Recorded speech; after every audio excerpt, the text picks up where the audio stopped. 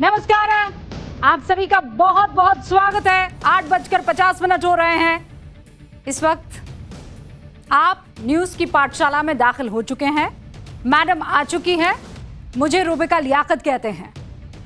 आज पाठशाला की शुरुआत करूं उससे पहले आपसे कुछ बात करना चाहती हूं। अभिभूत हूं, शुक्रगुजार हूं, आपसे मोहब्बत में हूं, आपके विश्वास की कायल हूं। आपको जो ये एहसास है कि न्यूज़ की पाठशाला में जो भी बताया जाएगा वो सत्य होगा और देश हित में होगा, जनहित में होगा, आपका ये एहसास, आपका ये विश्वास हमें और बेहतर करने की ताकत देता है। आपका बहुत बहुत शुक्रिया। अभी तो शुरुआत हुई है। शुरुआती क्लास में सुपर डुपर हिट जब आपकी अटेंडेंस होती है तो आपको लग रहा है ना कि मैडम का विश्वास और आत्मविश्वास 7वें आसमान पर होगा। पहली क्लास का आपने रिकॉर्ड तोड़ा और दूसरी क्लास में छप्पर फाड़ आपने कॉन्करेंट व्यूज दिए। 2,34,000 कॉन्करेंट व्यूज। आपका बहुत बहुत शुक्रिया। आपसे आगे भी यही रिक्वेस्ट है कि ऐसे ही पाठशाला में हाजिरी लगाते रहिए। हम क्लास लेंगे उन तमाम लोगों की जो गलत और झूठा नैरेटिव गढ़ते हैं और हम साथ बढ़ेंगे आगे भारत को बुलंद करने के लिए। मैं आपसे वादा करती हूं, पढ़ाऊंगी ऐसा कि कभी किसी ने नहीं पढ़ाया होगा। तो चलिए शुरू करते हैं न्यूज़ की पाठशाला।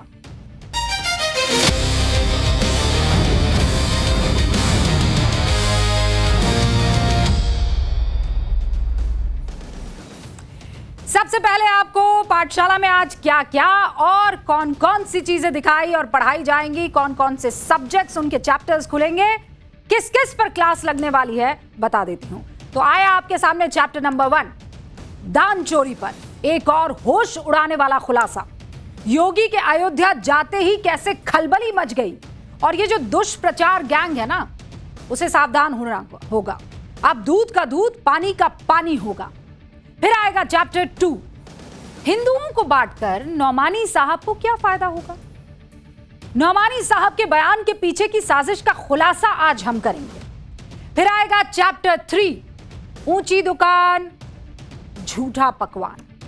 ऑर्गेनिक के नाम पर सब गोलमाल है। क्लास प्रैक्टिकल होगी, इसीलिए कुर्सी की पेटी बांध लीजिएगा। अपने घर में तमाम बच्चे जो जिद करते हैं, मम्मा ये दिला दो, मम्मा वो खिला दो, मम्मा चिप्स चाहिए, उन सारे बच्चों को आप लाइन से आज बिठा दीजिए। मैडम प्रैक्टिकल क्लास करवाएंगे और बताएंगी कि सब गोलमाल है। और फिर चैप्टर 4, 24 घंटे भी नहीं टिका शांति वाला समझौता, ट्रंप की इंटरनेशनल बेइज्जती कैसे हुई आपको बताएंगे। और अंत में हमारा स्पेशल सेगमेंट, ऐसी चीजें जिसे आप रोज देखते हैं, सुनते हैं, करते हैं, लेकिन कभी सोचते नहीं हैं। तो इसीलिए हम कहते हैं, सोचा है कभी? जैसे रेड लाइट पर गाड़ी बंद करने का आपने कभी फायदा सोचा है? 1 मिनट की समझदारी कैसे करोड़ों रुपए बचा सकती है, सोचा है कभी? आपको बताएंगे, लेकिन पहले देखिए दिन भर का रिवीजन।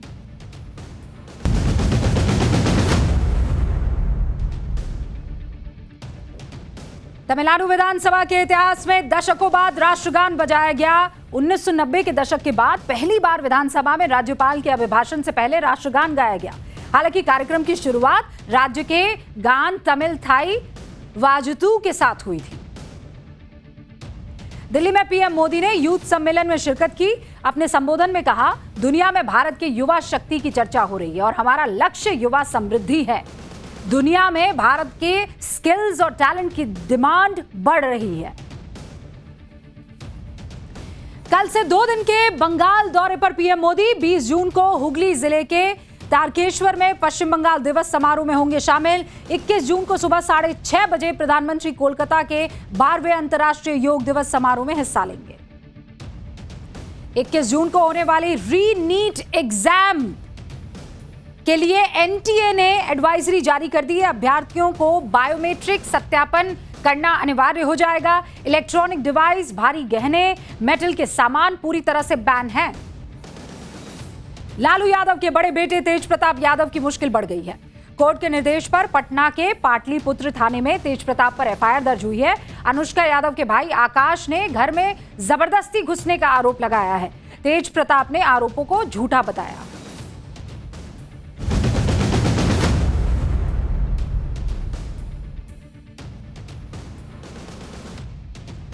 तो देश भर की खबरें आपने देखी, रिवीजन दिन भर का आपने कर लिया है। अब जरा न्यूज की पाठशाला में पहली क्लास की तैयारी कर लेते हैं।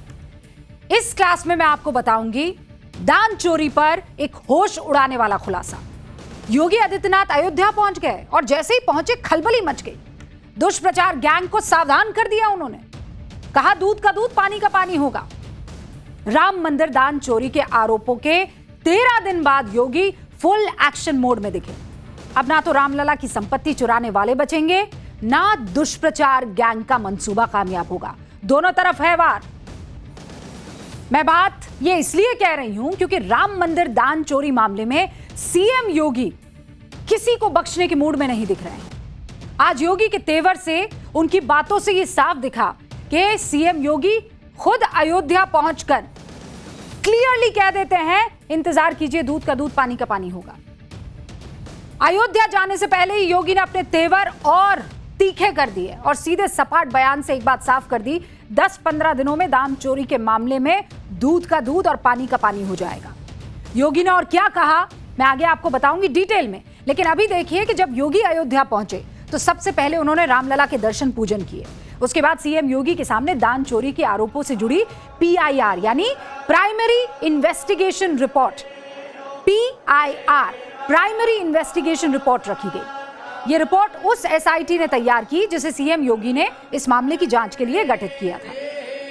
लेकिन आज जब योगी अयोध्या पहुंचे तो ऐसा पहली बार हुआ कि रामलला के पटवारी के नाम से मशहूर चंपत राय, जो कि श्री राम जन्मभूमि तीर्थ क्षेत्र ट्रस्ट के महासचिव है, वो योगी की अगवानी करने के लिए वहां पर मौजूद नहीं थे। इंपॉर्टेंट चीज है, ध्यान दीजिए इस बात पर। यह हर किसी के लिए हैरान करने वाली बात थी क्योंकि चंपत राय राम मंदिर के सबसे पावरफुल शख्स हैं। पूरे मंदिर की जिम्मेदारी किसी और के पास नहीं, उनके पास है। मंदिर में जब भी कोई VIP मूवमेंट होता है, जब भी कोई VIP दर्शन करने के लिए पहुंचता है, तो कौन वहां पर होते हैं? जोर से चंपत राय वहां पर मौजूद होते हैं। और इस बार क्या हुआ? मौजूद नहीं थे। क्यों मौजूद नहीं थे? क्यों? सूत्र हमें बता रहे हैं इसलिए क्योंकि उन्हें योगी से दूर रहने के लिए कहा गया। प्रशासन ने सीएम का जो प्रोटोकॉल लेटर है वो जारी किया और उसमें चंपत राय से अनुरोध किया कि योगी के राम मंदिर कार्यक्रम के लिए वो किसी और व्यक्ति को अपना प्रतिनिधि नामित करे और इसकी सूचना ड्यूटी मजिस्ट्रेट को दे। शायद इसीलिए चंपत राय सीएम के साथ वहां पर नजर नहीं आए, ये सूत्र हमें बता रहे हैं। आज योगी ने अयोध्या जाने से पहले दान चोरी के मामले में कई सदी और कई ऐसी बातें कही जिससे क्लियर हो गया कि आने वाले दिनों में जिन जिन ने रामलला का पैसा चुराया है, दान का पैसा चुराया है, वो हत्थे चढ़ेंगे। योगी ने दूध का दूध फिर कैरी और पानी का पानी करने का भरोसा दिया और राम भक्तों से मर्यादित रहने की अपील भी की।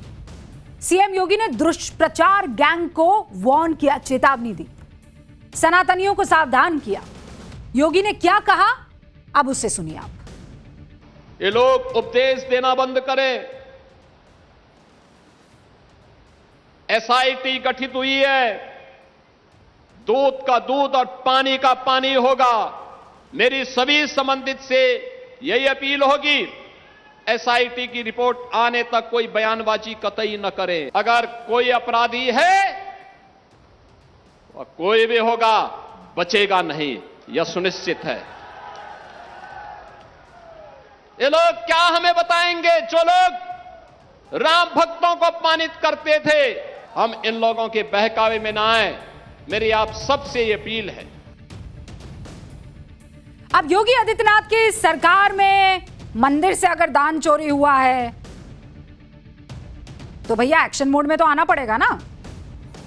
जितने भी किरदार है एक को नहीं बचेगा और इस बात की गारंटी योगी आदित्यनाथ ने दी है। उधर SIT की टीम भी अयोध्या में उससे भी बड़े मकसद के साथ जांच में जुटी है। एसआईटी की टीम कौन कौन से एंगल पर जांच कर रही है ये तो मैं आपको आगे बताऊंगी, और कैसे जांच कर रही है ये बताऊंगी। लेकिन आज एसआईटी की जांच का 5वां दिन था। 5 दिन बीत चुके। कितने दिन? 5 दिन बीत चुके एसआईटी की जांच के। अभी तक 100 से ज्यादा कर्मचारियों से पूछताछ हो चुकी। कितने लोगों से? बुलेट, कितने लोगों से? 100 से ज्यादा। कल यानी 18 जून तक एसआईटी ने 4 दिनों में किन किन लोगों से पूछताछ की और क्या क्या पूछा वो आपको बता रही है। तो एसआईटी जांच का पहला दिन एसआईटी के मंदिर ट्रस्ट के महासचिव चंपत राय और आमंत्रित सदस्य गोपाल राव से पूरी पूछताछ हुई है। इस पूरे मामले की जानकारी ली डिटेल में। शक के दायरे में आने वाले 8 से 10 कर्मचारियों को ट्रस्ट के एक कमरे में बैठा दिया गया। सभी लोगों से 6 घंटे पूछताछ हुई है। दूसरे दिन टीम ने चंपत राय और गोपाल राव के पास जाकर पूछताछ की। 4-4 घंटे तक यह पूछताछ हुई है। फिर तीसरे दिन बैंक अधिकारियों को लाया गया। नोटों की गिनती से जुड़ी निजी एजेंसी के प्रतिनिधियों को बुलाया गया, उनसे पूछताछ की। और इस दौरान पिछले 11 महीने के बैंक स्टेटमेंट, वित्तीय रिकॉर्ड, ये सब खंगाले गए। फिर आता है कौन सा दिन? चौथा दिन। चौथे दिन मंदिर ट्रस्ट के सदस्य अनिल मिश्र से पूछताछ की जाती है। एसआईटी ने अनिल मिश्र से पूछा कि दान की गिनती के दौरान कहां रहते थे मिश्रा जी। यह भी पूछा कि दान की रकम के साथ ये जो आभूषण थे इसका लेखा जोखा कौन रख रहा था और कैसे रख रहा था। और इस दौरान अनिल मिश्रा ने जो कुछ भी बयान दिया उस सबको रिकॉर्ड कर दिया गया है, जो भी बयान दिया। तो एसआईटी ने अभी तक जितने भी लोगों से पूछताछ की है उसमें से किसी और के बारे में तो कोई दावा नहीं किया जा रहा, लेकिन चंपत राय की ईमानदारी को लेकर बहुत बड़े बड़े दावे हो रहे हैं। बहुत बड़े बड़े दावे करके यह कहा जा रहा है कि चंपत राय जैसा सरल व्यक्ति कहीं देखा नहीं, सपने में भी नहीं सोच सकते कि चंपत राय ऐसा करेंगे, और वो खुद कभी ऐसी बात कर ही नहीं सकते, कोसों दूर वो भ्रष्टाचार से। और ये कोई ऐसे ही नहीं कोई कह रहा है। अभी थोड़ी देर पहले हमने खुद श्री राम जन्मभूमि तीर्थ क्षेत्र ट्रस्ट के मंदिर निर्माण समिति के अध्यक्ष नृपेंद्र मिश्रा जी से एक्सक्लूसिव बातचीत की, और मैं चाहती हूं उस बातचीत को आप सुने। हमने उनसे सीधे तौर पर पूछा कि Champat Rai is the main figure, सारा ख्याल तो चंपत राय रख रहे थे, उनकी नाक के नीचे सब कुछ हो रहा था, उनका पूर्व जो ड्राइवर है उसके ऊपर आरोप लगाए, तो क्या चंपत राय को अपनी कुर्सी पर बने रहने का अधिकार है? उन्होंने क्या जवाब दिया आप खुद सुनिए। आप बहुत एक्सपीरियंस नौकरशाहों में से एक हैं और तेज तर्रार भी, मैं शब्द का इस्तेमाल कर रही हूं। क्या ये चीज पहले से एहसास में नहीं थी, या इसका पूर्वानुमान नहीं था कि अगर ऐसा इनफॉर्मल सिस्टम रहेगा तो फिर गड़बड़ी हो सकती है? प्रबंधन समिति का यह कार्य था उसमें सुधार हो। हाँ, इसमें कोई केंद्र का हस्तक्षेप किसी प्रकार का नहीं था।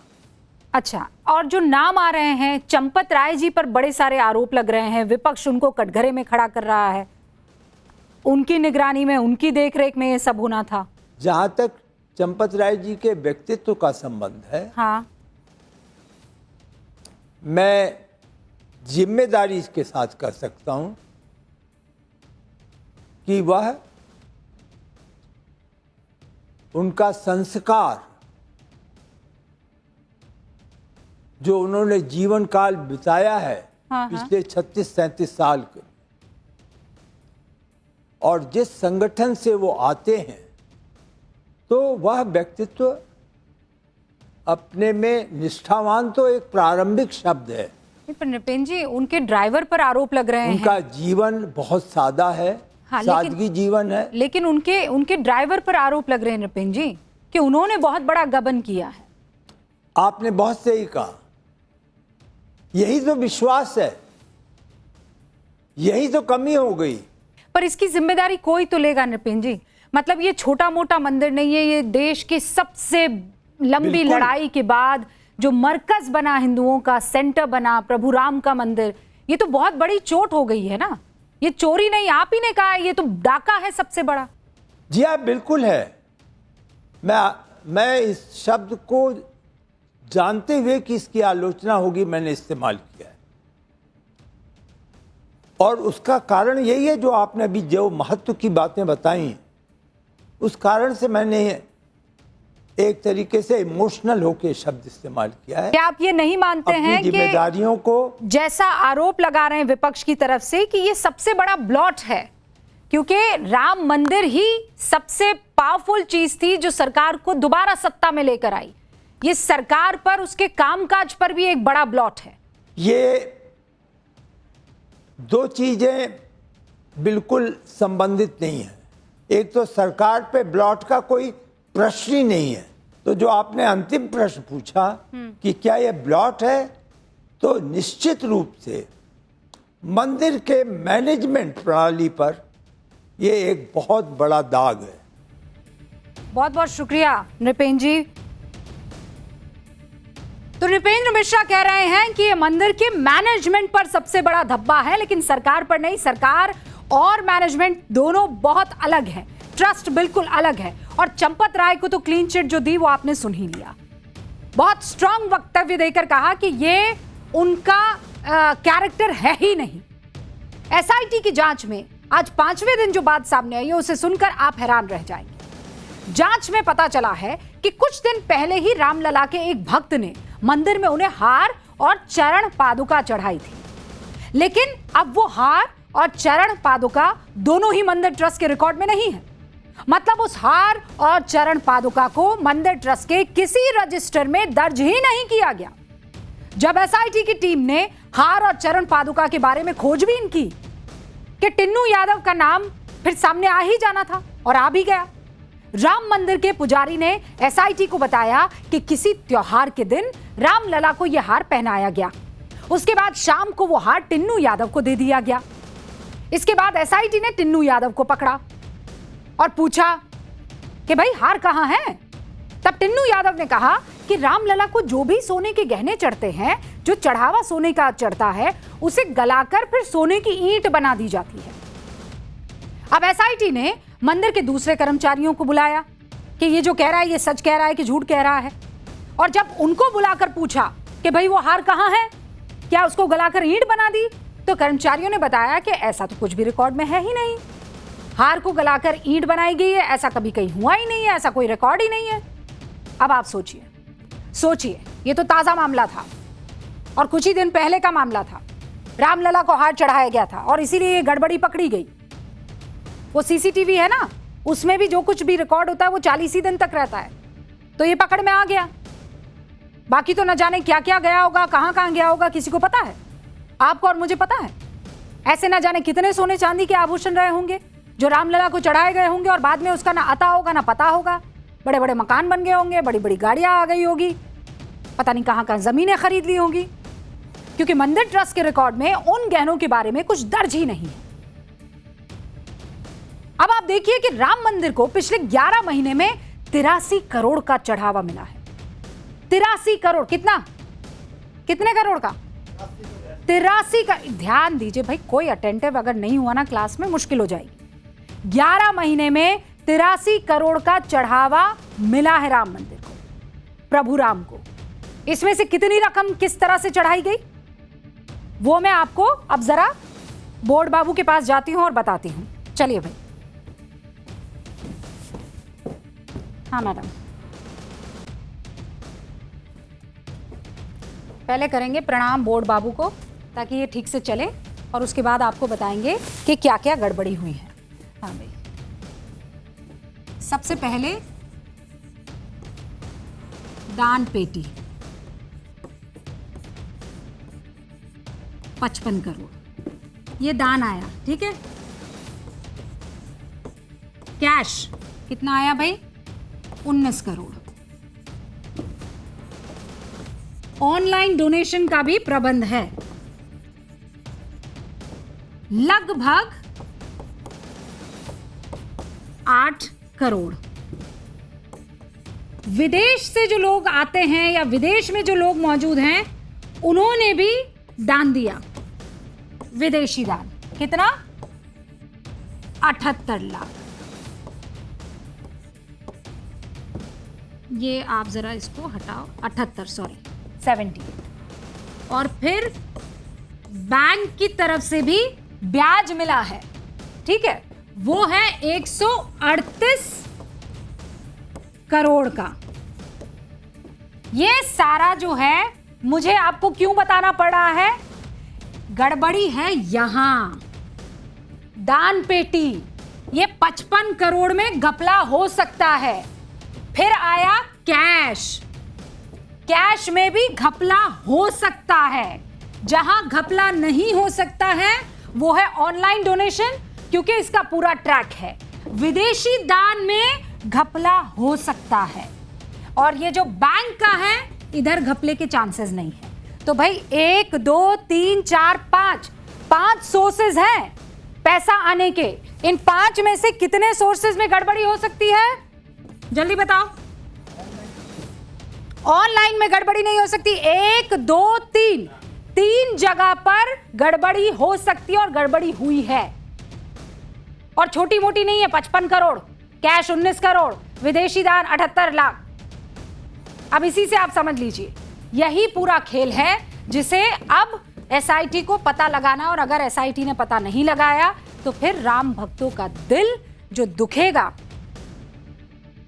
और सिस्टम से जो विश्वास उठेगा, और सरकार से जो विश्वास उठेगा, फिर उसे पार पाना मुश्किल हो जाएगा। और इसीलिए ये बहुत जरूरी है कि जो योगी कह रहे हैं ना, दूध का दूध पानी का पानी 15 दिन में हो जाए। अब बढ़ते हैं आगे। अब आएंगे हम मौलाना नौमानी का चैप्टर लेकर। मौलाना साहब आज क्यों याद आए हैं रुबिका लियाकत को, मैडम जी को? इसलिए क्योंकि मौलाना साहब ने जो उन्हें करना चाहिए था वो नहीं किया, और जो उन्हें नहीं करना चाहिए था वो कर दिया। समझे? अभी समझा देते हैं। हिंदुओं को बांटकर नौमानी जी को क्या फायदा होगा, बताइए आप मुझे। नौमानी साहब के बयान के पीछे की साजिश क्या है कि जो जातियां हैं वो हिंदू नहीं है। 30 साल का मेरा अनुभव ये बताता है। नौमानी साहब ये कह रहे हैं पूरी दुनिया में भारत की पहचान किससे है, मुझे ये बताइए।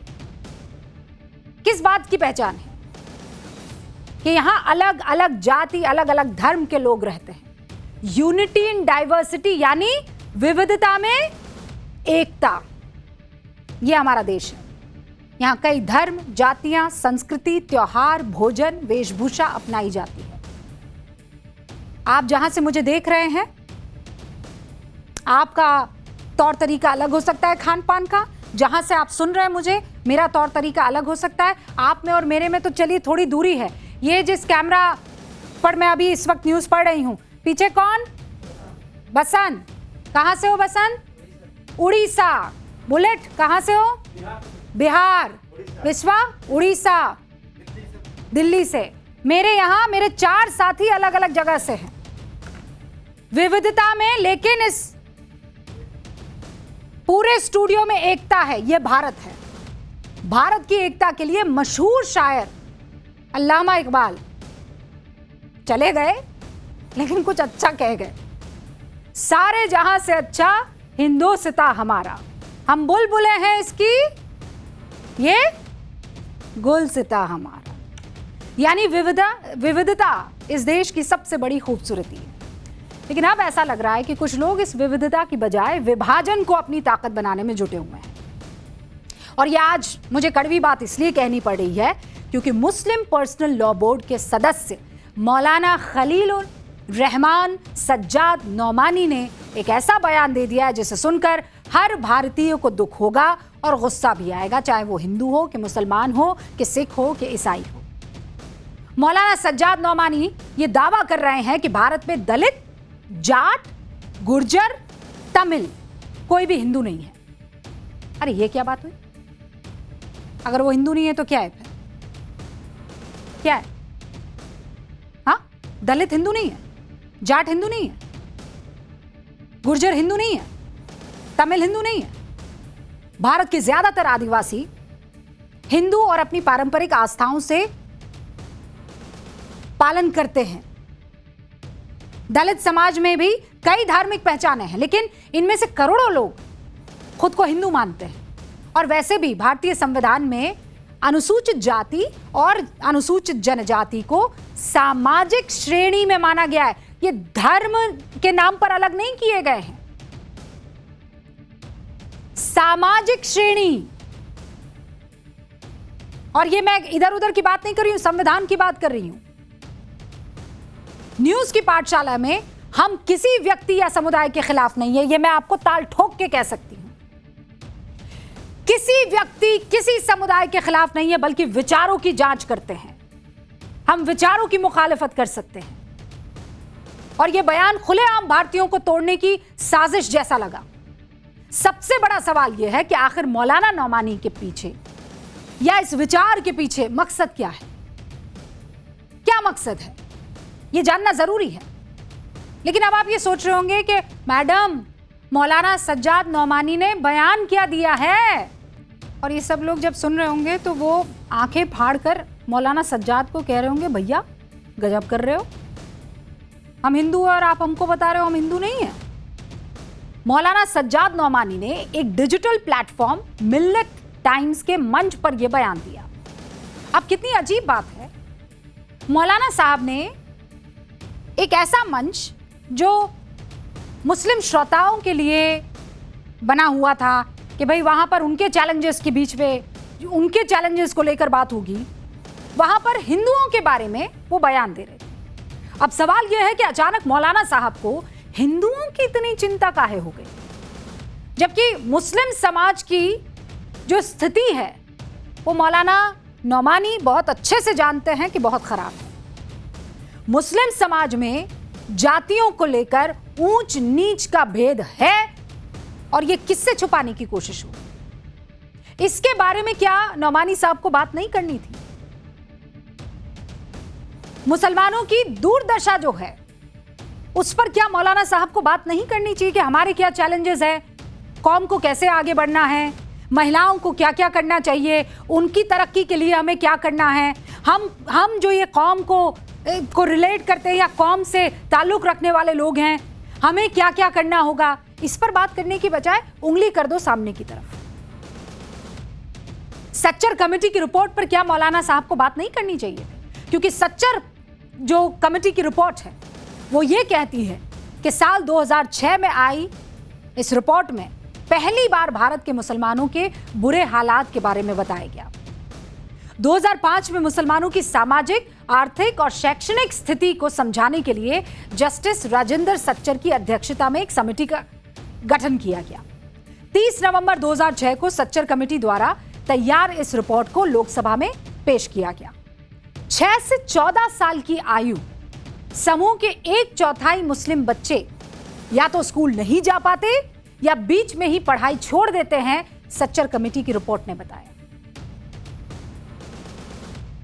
आंकड़े बदले हैं, ये 2006 की रिपोर्ट में आपको बता रही हूं। उस वक्त की स्थिति क्या थी मैं बता रही हूं। जो मैट्रिक्स है उस स्तर पर मुसलमानों की शैक्षणिक उपलब्धि 26% के राष्ट्रीय औसत के मुकाबले केवल 17% थी। केवल 50% मुस्लिम ही मिडिल स्कूल पूरा कर पाते हैं, जबकि राष्ट्रीय स्तर पर यह आंकड़ा 62% का था उस वक्त। आर्थिक तंगी के चलते समुदाय के बच्चों को बचपन में ही काम या हुनर सीखने में लगा दिया जाता था। ये उस वक्त की फाइंडिंग्स थी। सरकारी नौकरियों में मुस्लिम समुदाय का जो की भागीदारी थी वो केवल 4.9% थी। इसमें भी ज्यादातर निचले पदों पर थी। संपत्ति और सेवाओं की पहुंच के मामले में भी स्थिति बहुत कमजोर पाई गई थी। जो गांव के इलाके हैं वहां मुस्लिम आबादी के 62.2% के पास कोई जमीन ही नहीं थी, और राष्ट्रीय औसत क्या था? 43%। यानी जिनके घर शीशे के होते हैं वो दूसरों के घरों पर पत्थर नहीं फेंकते। नौमानी साहब, हमारे घर जो शीशे के हैं उनको पहले हमको मजबूत करना होगा, सीमेंट का बनाना होगा। हमारे यहां की ऊंच नीच को पहले हमें ठीक करना होगा। पहले अपने घर में क्या चल रहा है उसकी बात की जानी चाहिए, और उसके बाद किसी और कौम, किसी और धर्म, किसी और जाति की चिंता होनी चाहिए। मौलाना सज्जाद नौमानी के बयान दूसरे मुस्लिम स्कॉलर्स किस तरीके से देख रहे हैं हमने ये भी पता करने की कोशिश की इसका सियासी पहलू है क्या, ये भी आपको बताऊंगी, लेकिन पहले सुनिए क्या कह रहे हैं। मौलाना सज्जाद नोमानी को चाहिए कि पहले जो मुसलमानों के मसाइल हैं उस पर ध्यान दें। जो मुस्लिम महिलाओं की दुर्दशा है या फिर जो मुस्लिमों में फिरका वाराना चीज़ें हैं या मुस्लिम लड़के लड़कियों में एजुकेशन की जो कमी है उस पे काम करें। हिंदुओं के बारे में कुछ भी ना बोलें कि हिंदुओं का जाट कौन है, कि दक्षिण भारतीय हिंदू नहीं है, कि आदिवासी हिंदू हैं कि नहीं। ये सब सुलझाने के लिए हिंदुओं के पास बहुत सारे महामंडलेश्वर हैं, शंकराचार्य हैं, बहुत सारे साधु संत हैं। तो मौलाना सज्जाद नौमानी ने अपने बयान में कहीं भी मुस्लिम समाज में ऊंच नीच की खाई के बारे में तो एक शब्द भी नहीं कहा।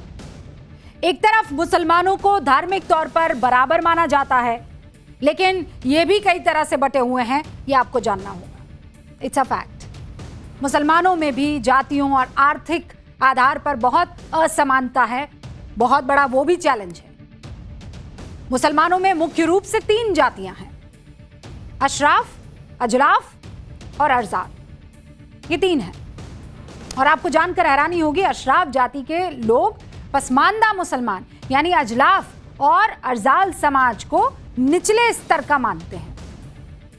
अशराफ मुसलमान वो मुसलमान हैं जिनका संबंध मौजूदा समय के हिसाब से विदेशी जो वहां के मुसलमान हैं उनसे होता है, डायरेक्ट डिसेंडेंट्स जिसे कहते हैं ना। इनमें से 4 प्रमुख जातियां हैं, सैयद, शेख, पठान और मुगल। इन्हें एलीट क्लास वाला मुसलमान माना जाता है। इनकी आबादी 10% से 15% है। फिर अजलाफ, जो स्किल्स वाला काम करते हैं ना, जैसे कपड़े सिलने वाला या धोने वाला, बाल काटने वाला, इनकी आबादी 40 से 45% है। और इसी तरह अरजाल, जिसमें दलित शामिल है। और यह कहा जाता है कि इनमें बहुत से ऐसे हैं जिन्होंने इस्लाम कबूल किया। और ऐसा बताया जाता है कि यहां पर भी 30 से 35 जो है प्रतिशत इनकी आबादी है, साफ सफाई का काम करते हैं। भारत में जब मुस्लिम शासकों ने राज किया तभी से ये अलग अलग धर्मों के लोगों ने अपना धर्म परिवर्तन करना शुरू किया, इस्लाम धर्म को अपनाया और उसके बाद ये जातियां दिखी। अब आप देखिए कि इस्लाम सभी मुसलमानों को एक समान मानता है। मतलब अगर नमाज जब आप पढ़ेंगे तो एक लाइन में पढ़नी होगी, उसमें यह नहीं देखा जाएगा कि कौन राजा है, कौन रंक है, कौन अजलाफ है, कौन अशराफ है, कोई भेदभाव नहीं है। लेकिन आम तौर पर अशराफ जाति के ज्यादातर लोग जो निचली जाति के मुसलमान हैं उनमें शादी विवाह करने से बचते हैं। पूछे जाएंगे और ये कोई और नहीं पूछ रहा, और आप ये कतई नहीं कह सकते कि यहाँ हिंदू मुसलमान हो रहा है। यहाँ पर नौमानी साहब से कुछ कड़े और सीधे सवाल पूछे जा रहे हैं और कोई और नहीं पूछ रहा है। कौम से ही ताल्लुक रखने वाले वो तमाम मुस्लिम स्कॉलर्स पूछ रहे हैं।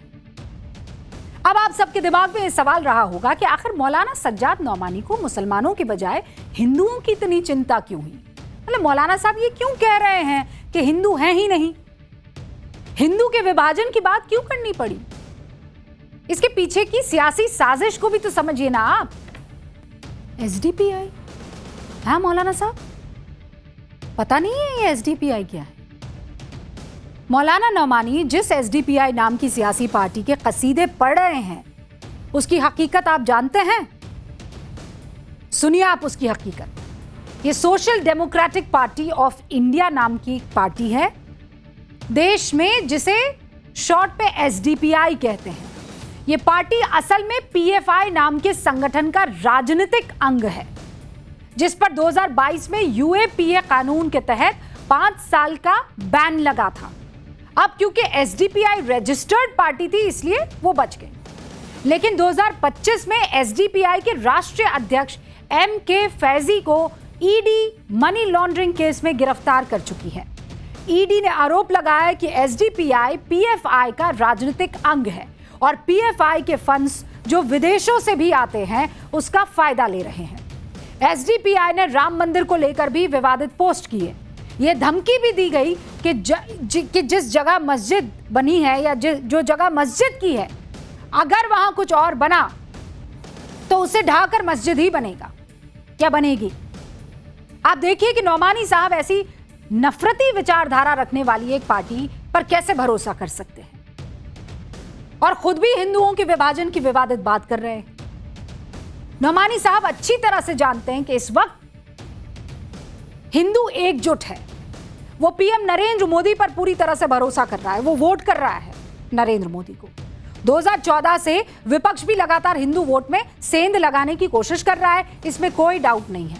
नरेंद्र मोदी के आने के बाद हिंदू वोट संगठित हुआ है, इसका तोड़ हर सियासी पार्टी निकालने की कोशिश कर रही है। नौमानी साहब यही चाहते हैं कि ये जो सत्ता में बैठे लोग हैं, इनको जो वोट पड़ रहा है या जो वोट बैंक इन्होंने साधा हुआ है, उसको किसी तरीके से तोड़ दिया जाए, और वो होगा तो फिर सत्ता में कौन होगा? यक्ष प्रश्न।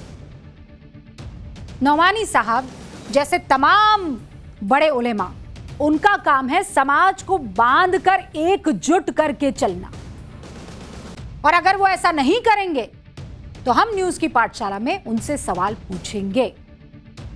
अब आगे बढ़ रही हूं, और आगे बढ़ूं उससे पहले जल्दी से आप सबको मैं 30 सेकंड का मौका दे रही हूं, और 30 सेकंड का मौका देने के पीछे की वजह क्या है? जल्दी से अपने बच्चों को जल्दी से बुलाइए, बिठा लीजिए। अभी गर्मियों की छुट्टियां चल रही है, स्कूल में नहीं जाना है तो वो सोए तो नहीं होंगे। 9:27 हो रहे हैं, जल्दी से बुला दीजिए। सारे बुजुर्गों को टीवी के सामने बैठा दीजिए। बहुत इंपॉर्टेंट क्लास है ये, किसी को मिस नहीं करनी है, क्योंकि सब जो हैं इस चीज में फंसे हुए हैं। मैं आपको 40 सेकंड का मौका देती हूँ, तब तक आपको कुछ कुछ चीजें बता देती हूँ, और उसके बाद प्रैक्टिकल क्लास होगी। क्या होगी?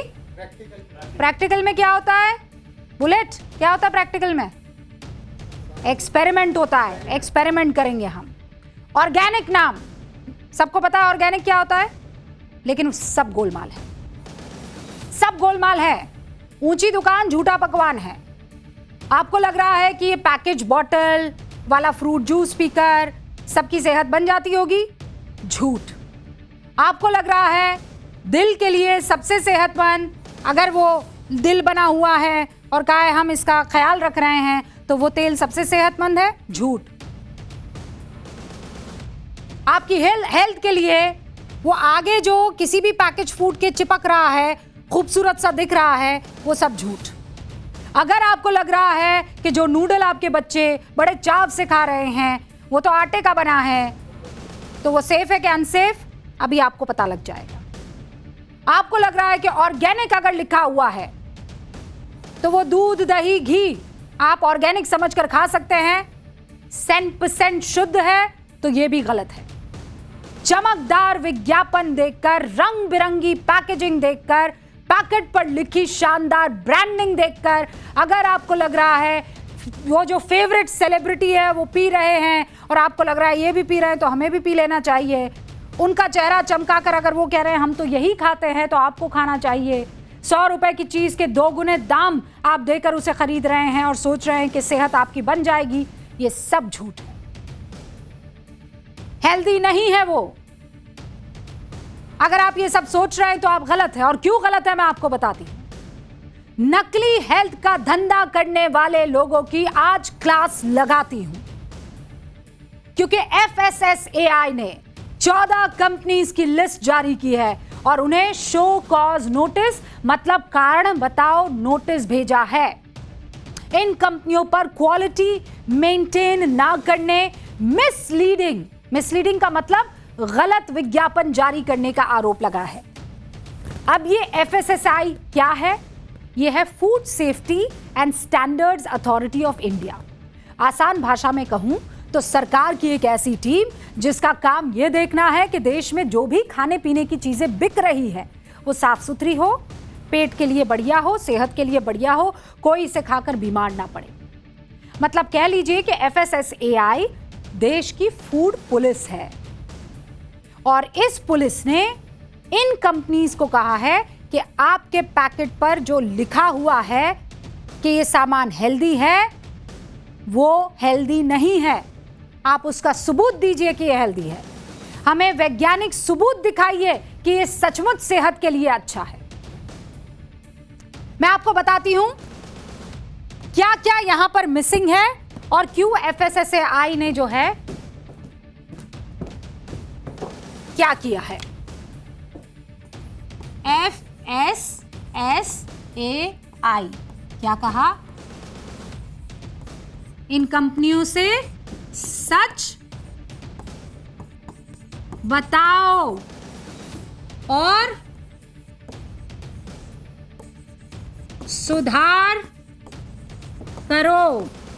क्या कहा है FSSAI ने? सच बताओ, सुधार करो। किस चीज में सुधार करो? ये फर्जीवाड़ा जो है वो नहीं चलेगा। पूरी लिस्ट दिखा देती हूं। बड़ी बड़ी कंपनियां जिनकी कमाई लाखों करोड़ों में है, अपने विज्ञापनों में बड़े बड़े सेलिब्रिटीज खड़े कर देती है, दावा करती है जो वो बेच रहे हैं वो प्योर है, वो बेस्ट है। वही कंपनियां कैसे आपकी और हमारी आंखों में धूल झोंक रही है, हमारी सेहत के साथ खिलवाड़ कर रही है। अब उनको कारण बताना पड़ेगा। ये FSSAI की जारी की हुई लिस्ट है और फैक्ट है। मैंगो ड्रिंक, दावा है इसमें नो एडेड शुगर जो लिखा होता है, मिठास के लिए अलग से मिलावट कर दी गई है। पैकेज मैंगो ड्रिंक्स बनाने वाली कंपनियों का लाइव रियलिटी टेस्ट भी आज पाठशाला की प्रैक्टिकल क्लास में आपको करके दिखाऊंगी। असली नकली सब क्लियर कर दूंगी, सब कुछ क्लियर हो जाएगा। अगर आप ये सोच रहे ट्रेन में बैठकर घर से खाना नहीं लाया तो क्या हुआ, IRCTC से खाना मंगवा लेते हैं, वहां भी क्वालिटी की कितनी कमी है। जो कंपनी IRCTC को दही रबड़ी सप्लाई कर रही है उसके प्रोडक्ट में फंगस मिला है। दही में गुड बैक्टीरिया तो सुना था, ये फंगस वाला दही भी कौन खाएगा बताइए। पब्लिक हेल्थ के साथ इतना बड़ा खिलवाड़ हो रहा है और हमें समझ ही नहीं आ रहा है। बीकानेर वाला जैसी बड़ी फूड चेन में साफ सफाई के नियमों का उल्लंघन हो रहा है। ऑरवील का जो शरबत है एक बुरंश वाला, नेक्सा इंडस्ट्रीज का एल्कलाइन वाटर, मेडिसिन लैब्स का वे प्रोटीन, सफोला का तेल, प्रोटीन पाउडर, टोफू, नूडल्स, यहां तक कि बच्चों का पसंदीदा किंडर जॉय, कितने नाम गिनाऊं आपको। ये सारी कंपनियां गलत तरह से अपने सामान को प्रमोट करने में लोगों को कंफ्यूज कर रही है, आधी अधूरी जानकारी दे रही है। और ये हम नहीं कह रहे हैं, ये FSSAI ने कहा है। एक पूरा खेल चल रहा है जिसे कहते हैं वर्ड प्ले, शब्दों के साथ खिलवाड़। बढ़िया सा एक शब्द उठा लो और वहीं बेच दो। No added sugar, 100% natural, anti cancer properties, good for heart, rich in vitamins and minerals. ये सब लिख दो, काम हो गया, बिक गया प्रोडक्ट। आपको ऐसे ही फंसाया जा रहा है। आपको पता है आइसक्रीम में कितना आइस होता है और कितना क्रीम होता है। अपनी पैकेजिंग में कभी भी ये कंपनियां इसे आइसक्रीम नहीं लिखती क्योंकि वो ऐसा कर ही नहीं सकती। FSSAI के नियम कहते हैं कि किसी भी प्रोडक्ट के पैकेट पर आइसक्रीम सिर्फ तभी लिखा जा सकता है जब उसे बनाने में सिर्फ और सिर्फ दूध या दूध से बनी किसी चीज का इस्तेमाल हो। लेकिन ये कंपनियां दूध की जगह सस्ते वेजिटेबल ऑयल या पाम ऑयल का इस्तेमाल करती हैं और ये वर्ड प्ले यानी शब्दों का हेरफेर करके आइसक्रीम बेच देती है। आइसक्रीम क्रीम नहीं होती है, उसके लिए कुछ और शब्द का इस्तेमाल कर देती है। चॉकलेट को लिख दिया जाता है चोको बेक्ड, जूस को लिख दिया जाता है फ्रूट ड्रिंक, मक्खन को लिख दिया जाता है बटर स्प्रेड, शुद्ध शहद को लिख दिया जाता है शुगर सिरप। समझ गए आप? यही काम हो रहा है। अब मैं करूंगी लाइव टेस्ट। चलिए भाई, आइए, कुछ सामान पकड़ाइए मुझे, ये हटा दूं। अब ये प्रैक्टिकल क्लास है पाठशाला की। आओ आओ जल्दी, आओ जल्दी, मेरे पास आओ, ये सामान उठाओ। बुलेट, आओ भैया, उठाओ उठाओ उठाओ। Very good. क्या करेंगे हम? प्रैक्टिकल क्लास करेंगे। नजदीक लाइए भैया, कुछ नहीं दिखेगा वरना। सारे बच्चे जो अब मम्मा के पास बैठ गए हैं वो ज़रा इस बात का ध्यान दें कि अब हो रही है प्रैक्टिकल क्लास और ये बहुत इम्पॉर्टेंट क्लास है। ये उठाए हमने 1 ग्लास, 2 ग्लास और 3 ग्लास, और ये चौथा वाला यहाँ आपके सामने है। इसमें थोड़ा सा मैं मिला देती हूँ, ठीक है? Okay, ready? नाम नहीं बताऊंगी वरना ये कंपनियां ना बड़े खेल कर देती है, ठीक है? ये लाइव खोल रही हूँ मैं, ये देखिए ढक्कन एकदम बंद है, खुल नहीं सकता है, ये लाइव है, ये तीनों पैक्ड है। तो ये है मैंगो जूस, ये डाला मैंने मैंगो जूस 1 में, ठीक है? अब ये सब मैं क्यों कर रही हूँ आपको बताऊंगी। आपको क्या बताकर बेचा जाता है ये? विश्वास, क्या बताकर बेचा जाता है? ये क्या है? पिया है इसको कभी? मैंगो जूस है ना? मैंगो जूस क्या होना चाहिए? मैंगो और पानी होना चाहिए। हाँ, मैंगो और पानी होना चाहिए, या मैंगो या दूध होना चाहिए। और ये मैंने डाल दिया, ये पल्प होना चाहिए, मैंगो पल्प होना चाहिए, ये भी डाल दिया मैंने। अब आपके सामने 3 मैंगो जूसेस पड़े हैं। ये है अपना असली वाला मैंगो शेक है ये, ठीक है? इसमें पानी है और मैंगो है। और ये आया अपना सुपर हीरो, ये है ब्लीच, ठीक है? अब देखिए, कुछ गड़बड़ हुई तो रंग बदलेगा, और अगर कुछ गड़बड़ नहीं हुई तो फिर ये सबका सब एक जैसा रहेगा। ये मेरा कैमरा ये है ना? हाँ, तो ये मैंने डाला थोड़ा सा ब्लीच, ये डाला मैंने थोड़ा सा ब्लीच, ये डाला मैंने थोड़ा सा ब्लीच, ठीक है? और ये इसमें भी ब्लीच डाल दिया, ठीक है?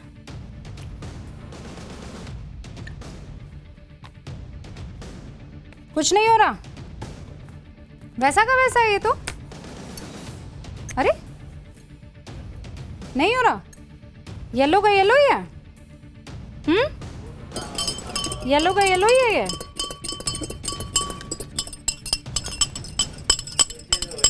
चेंज हो रहा है।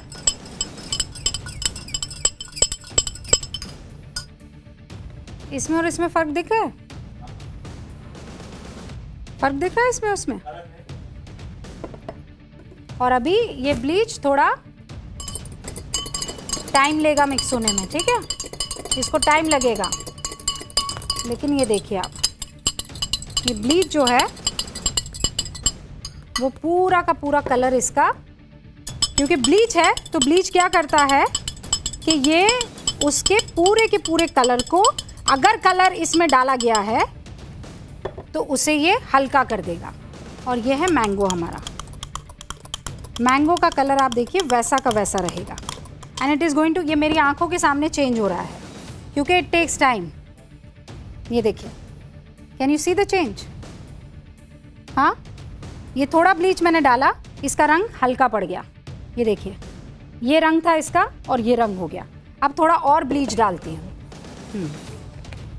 ये देखिए, ये पूरा वाइट हो चुका है, ये पूरा कलर चेंज हो चुका है, ठीक है? अब इसको डालते हैं।